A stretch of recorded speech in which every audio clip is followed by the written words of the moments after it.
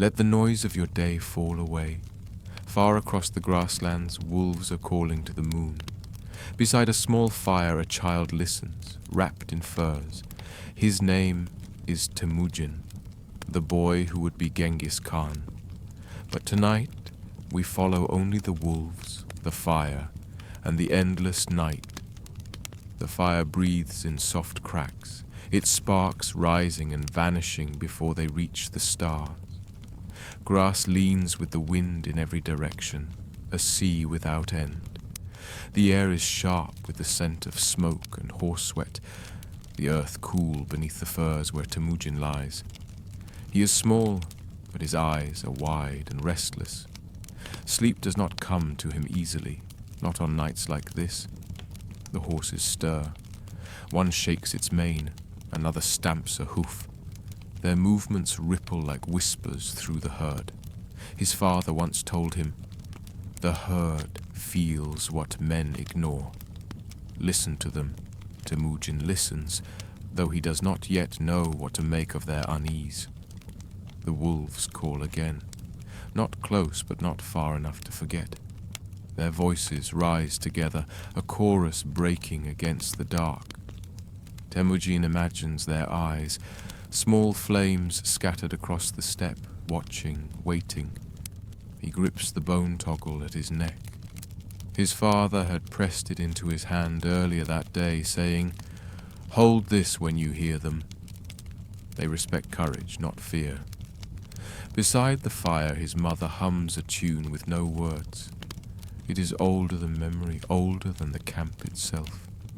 The melody winds like a river, circling back on itself, never quite ending. When she pauses to catch her breath, the wind carries the song onward, as if the steppe knows it too. Temüjin closes his eyes for a moment, letting the sound draw patterns behind his lids.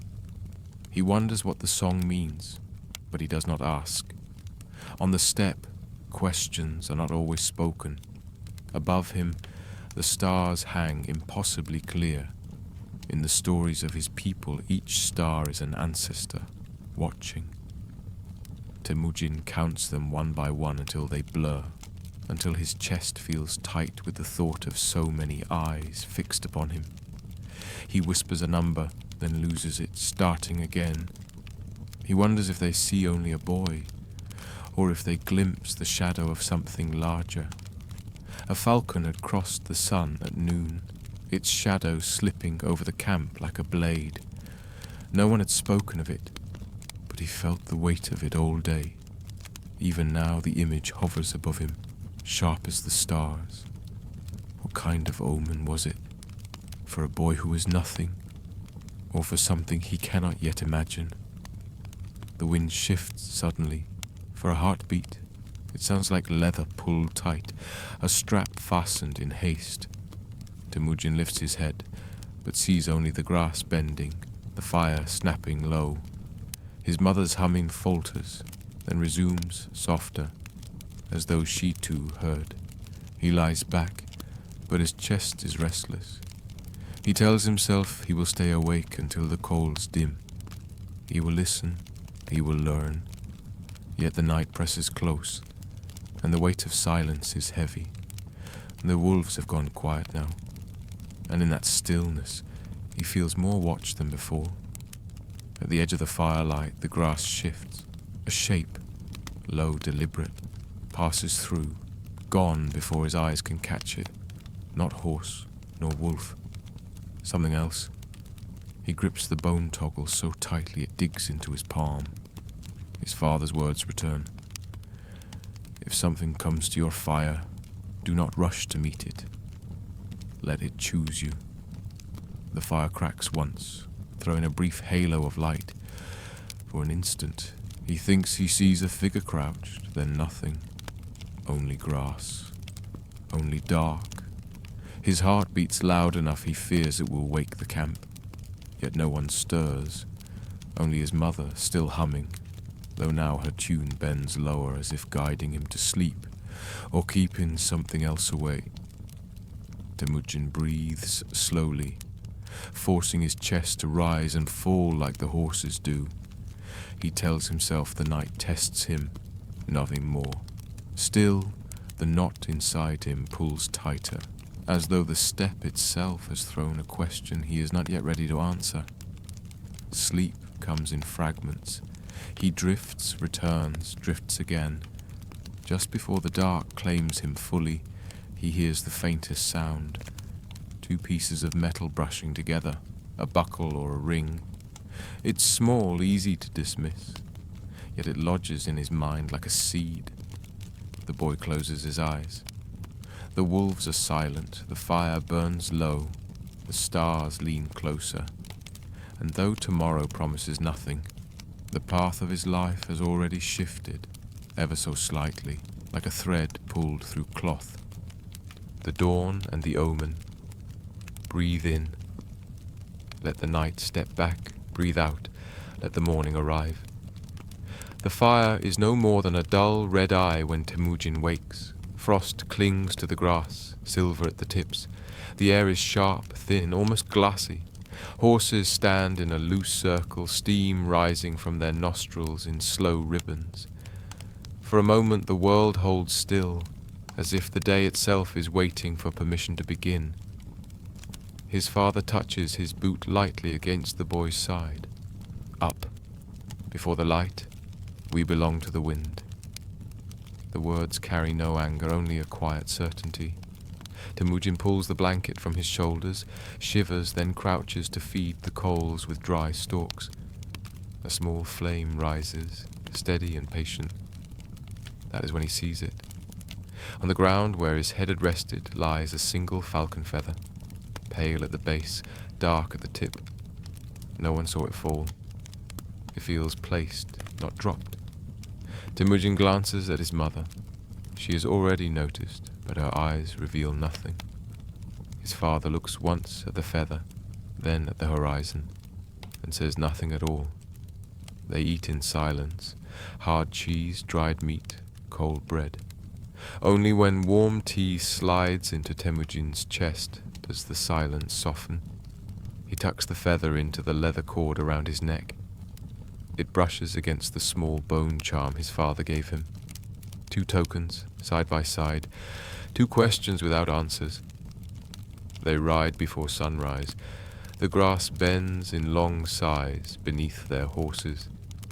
The mare beneath Temüjin is young and eager, pulling toward the east. He steadies her with his hips, not his hands. His father watches the ground. "Read it," he says. "Tell me where the night has gone." Temüjin lowers his gaze. He sees the braided marks of their herd, the dotted steps of a fox, the light scratches of rabbit. Then 2 deeper prints far apart. Not their horses. He points. His father gives no praise, no correction, only silence. But Temüjin feels the silence is approval. At last, the sun pushes a thin coin of light above the edge of the earth. Color seeps back into the world. Pink frost, blue shadows, gold dripping along the horses' backs. Sounds return too. The creak of leather, reeds clicking in the wind, a faint metallic knock at his father's belt. From the top of a low hill they look out. The land lies, flat and endless, stitched with the dark thread of the river. A line of cranes drifts slowly overhead, their wings pulling notes the air barely holds. His father gestures west. "We'll water the herd, then circle that way." He never explains why. The steppe explains in its own time. At the river's edge, ice rims the stones like thin glass. The horses lower their heads to drink. Temüjin crouches, cups water in his hands, swallows. The cold bites his teeth, clears the fog from his mind. The river reflects the sky, sun broken into 100 small suns. He dips the feather once, it darkens, then shines. As they ride again, his father teaches without ceremony how to knot a rope so it holds in rain but yields in panic, how to rest your eyes on the horizon so the near ground takes care of itself, how the wind tells more truth than voices. Temüjin practices until his hands repeat the motions without thought. Each time he learns, his father speaks less. Lessons climb like a ladder that disappears behind you. Then, on another ridge, Temüjin sees something. At first it looks like smoke, a thin line against the sky. But smoke does not sit so straight. A rider. Fixed on the horizon like a nail, too still for a bush, too tall for stone. He blinks, still there. He opens his mouth, but his father's hand is already raised. Wait. They watch. The rider does not move. And then, without warning, he's gone, swallowed by the light. Temüjin's chest tightens. Did you see? I saw what the light allowed, his father says. Who was it? Someone with purpose, or someone with none? The answer is a door neither open nor closed. Temüjin feels heat at the back of his neck, though the air is cold. He wants to chase the horizon, demand it give back what it stole, but they turn west instead, and the steppe swallows his question. The herd moves as one body, spreading and drawing in. His mother hums behind them, not the river song of last night, but something steadier. 4 beats to a line, like hooves. It settles him until another sound rises ahead. The sharp single ping of iron struck once. His father slows, shoulders tightening. The wind has turned, carrying a smell Temüjin cannot name. Old smoke, damp leather. The feather at his throat stirs against the bone charm, as if restless. He thinks of the falcon shadow yesterday, the whisper of metal last night, the rider swallowed by the dawn. 3 knots, 1 thread. They reach the lip of a shallow basin. Empty it seems, only grass, only water. But Temüjin has learned to read the ground. At first he sees nothing. Then 1 hoof print, frost melted where it pressed. A long scuff as if a horse slid before catching balance. The basin and the shadow. Exhale, let the horizon grow wide. Inhale, let the steppe speak in whispers. The herd moves steady, hooves pressing rhythm into the frost-soft earth. Yet Temüjin keeps glancing back. Each time the basin lies quiet, the glint gone. Only the echo of it lingers in his chest, pulsing like a second heartbeat. The sun has climbed higher now, though its warmth is thin. Shadows stretch long across the grass, pulling shapes from nothing. The mare beneath him tosses her head, uneasy. He strokes her neck, murmuring, but his hand feels the tremor still. The feather and bone at his throat knock together lightly, as if marking each step. His father rides ahead, upright as a post driven into the earth. He doesn't look back, does not speak. Only once, when the wind cuts sharp across their path, does he turn his head just enough for his words to reach. Do not follow everything your eyes demand. Some things wait for you to come closer. Others wait for you to forget them. Temüjin swallows the words like dry bread. He wants to believe them, but the air feels different now, less open, more watching. They halt at a patch of reeds, the herd bending their necks to graze. His mother dismounts with a fluid motion, her humming breaking into a tune Temüjin does not know. She gathers stalks, braids them without thought. Each twist of her fingers seems to bind the silence tighter around them. Temüjin kneels by the water's edge. It mirrors him faintly. A thin boy, hair tangled by wind, eyes older than they should be. He touches the surface, lets it ripple, then watches his reflection dissolve. When the waves still again, for one breath it looks as though another face hovers beside his own, longer, shadowed, mouth closed tight, then gone. He jerks his head up. Nothing. Only reeds bending. Only wind. The herd shifts suddenly. A ripple passes through them like a muscle tightening. Several horses snort, ears flat. His father is already moving, hand on the bow strapped across his saddle. Not drawn, just resting there. The step is silent, then faint, a sound carries, iron on stone, not close, not far. One strike, then nothing. Temüjin's pulse drums in his ears. He feels the feather against his collarbone, colder now, as though it carries frost from the morning. His father lowers his hand slowly, but the air around him has hardened. He gestures, subtle, toward the west. We ride.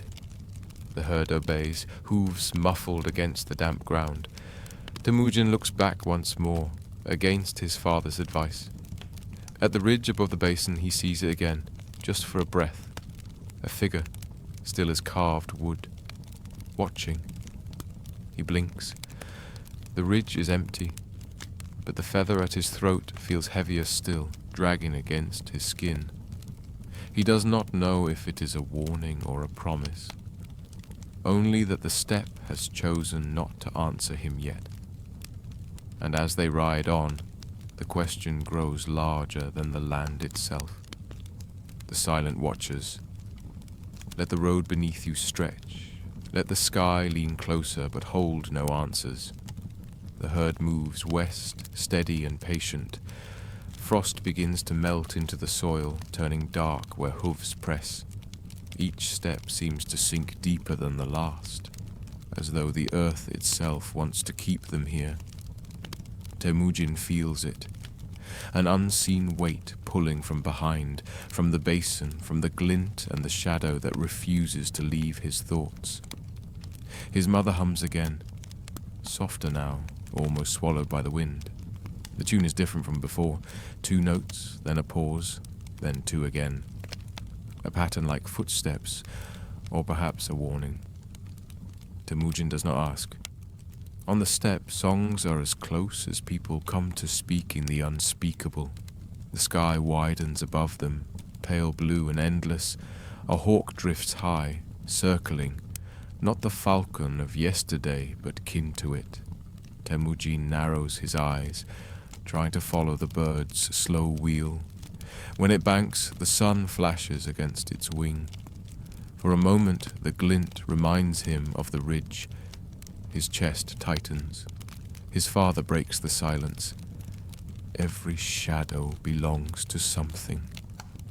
The question is whether it belongs to this world or the one that waits. He does not explain further. They descend into a shallow valley where grass grows higher, whispering around the horses' knees. The herd presses close together, uneasy.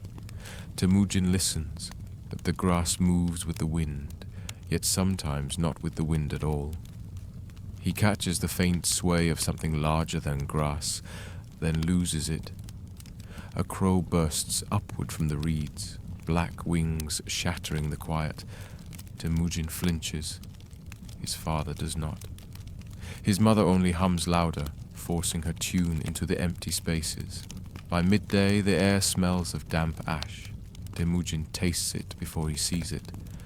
Ahead, scattered along the horizon, lie the remains of a camp. Smoke no longer rises, but the scent clings stubbornly. As they draw closer, he sees trampled ground, broken poles, the dark outline of something half buried. His father raises a hand. The herd slows. Silence falls heavier than before. Temüjin dismounts, knees trembling.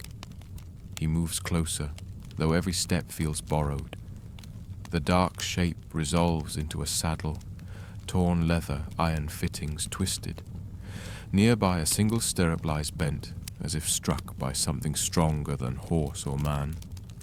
The feather at his throat stirs against the bone charm. Temüjin cannot look away. He feels the steppe holding its breath, waiting to see if he will turn back or forward.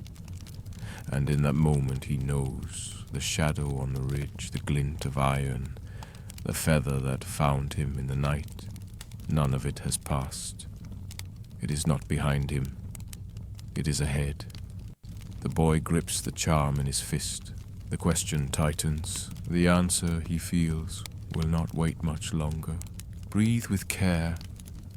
Every silence holds a memory, even if it doesn't belong to you. The ruined camp lies quiet beneath the noon sun. Smoke no longer lingers, yet the air remembers it. Ash clings to the grass in grey smears, carried by the wind, refusing to disappear. Temüjin steps carefully, as though each print he leaves might awaken something still watching. Broken pots scatter the ground, their edges glinting sharp as teeth.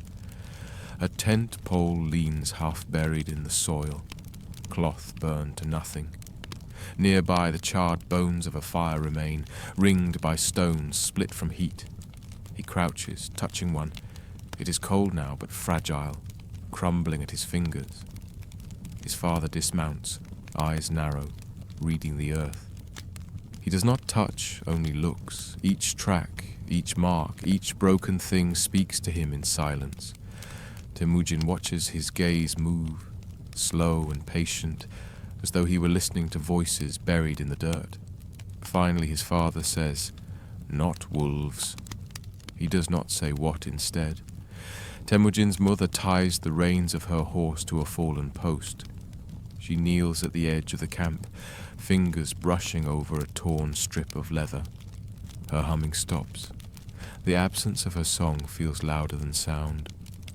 Temüjin swallows, throat dry.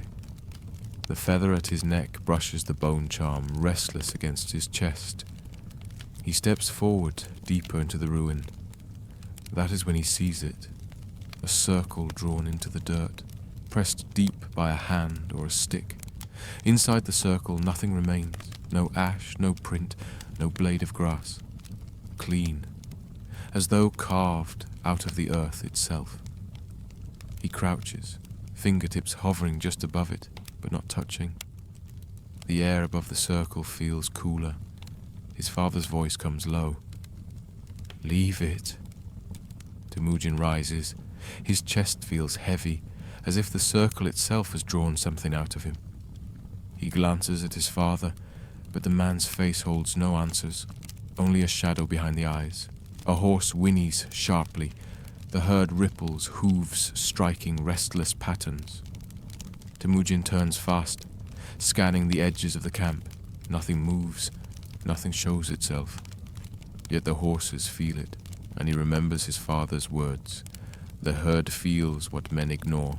The wind lifts, carrying with it the faintest sound, metal on metal, soft as breath.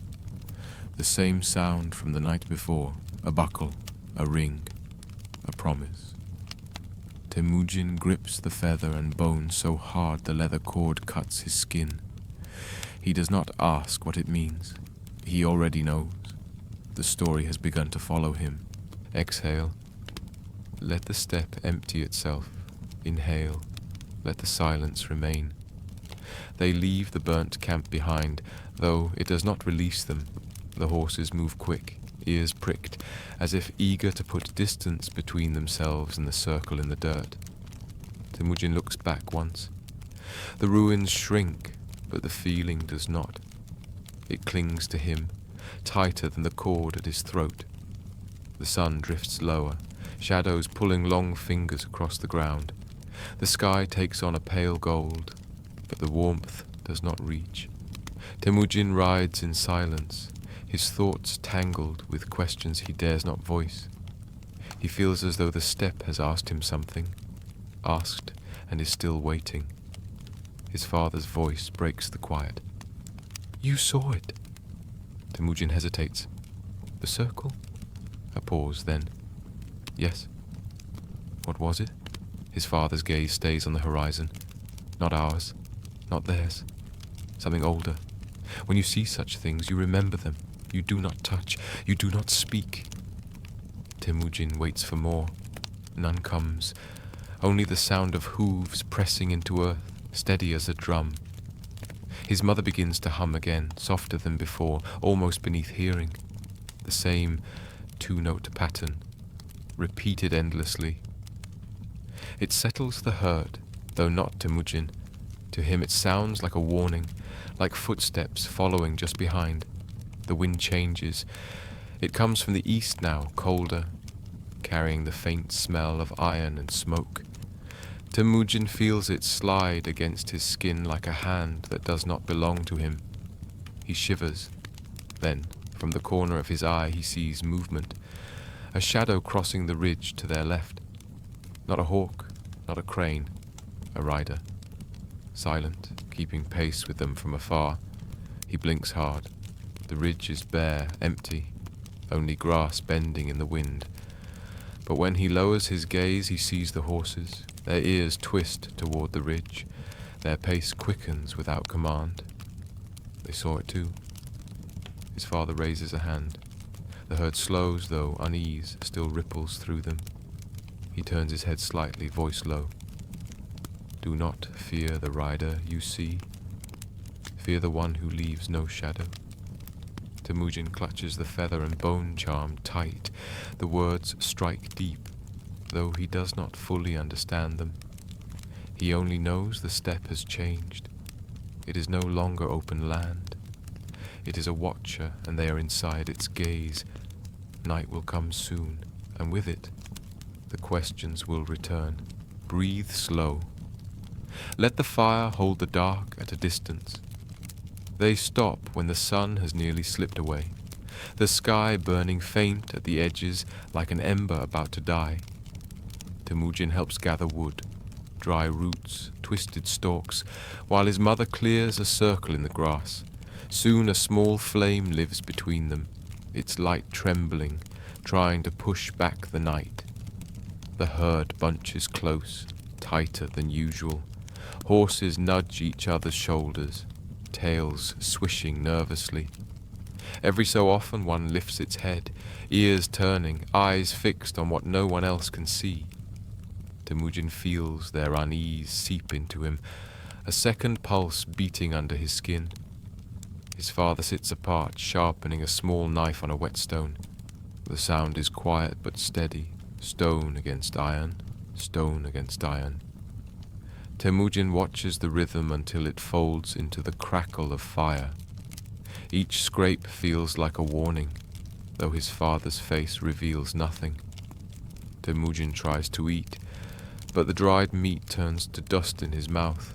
He chews without hunger, swallows hard, and sets the rest aside. His mother hums again, weaving her wordless tune through the firelight. Tonight it is slower, longer, like a river winding without end. When he finally dares to look up, he sees the stars scattered bright across the sky. So many, so sharp, as if they could pierce the earth if they fell.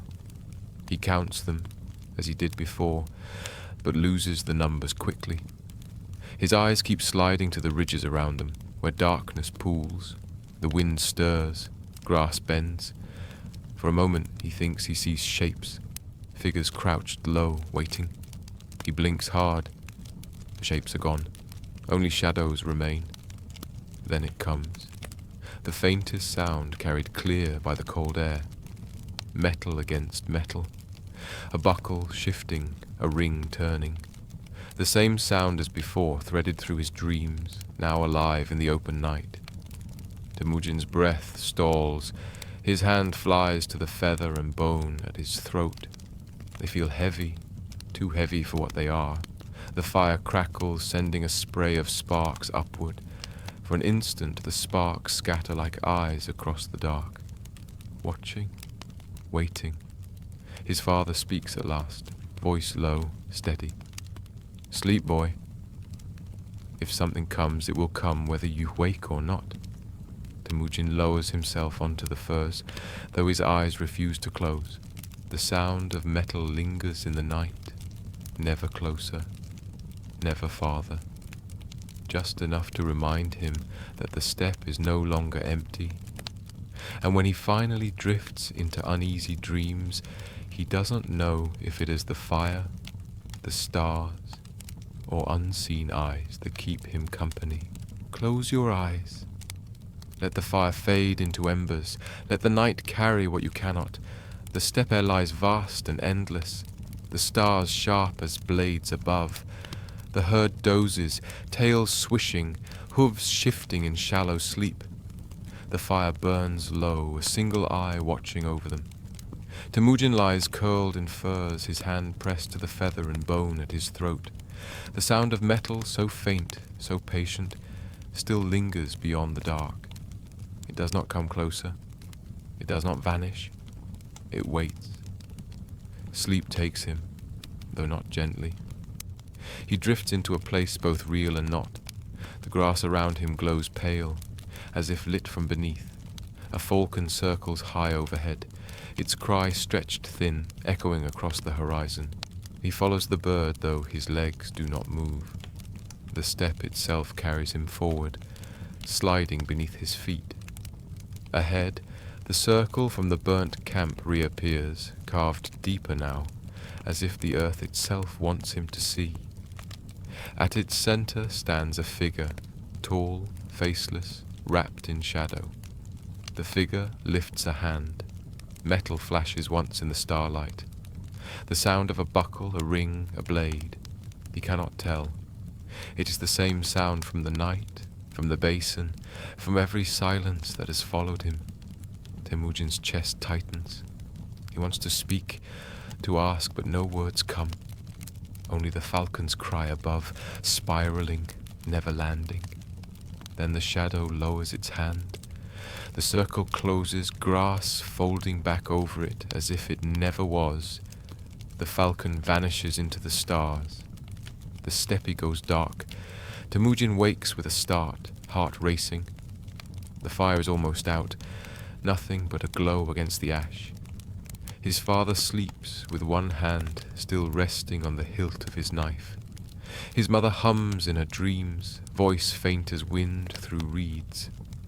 Temüjin presses the feather and bone tight against his chest. He knows the dream will not leave him.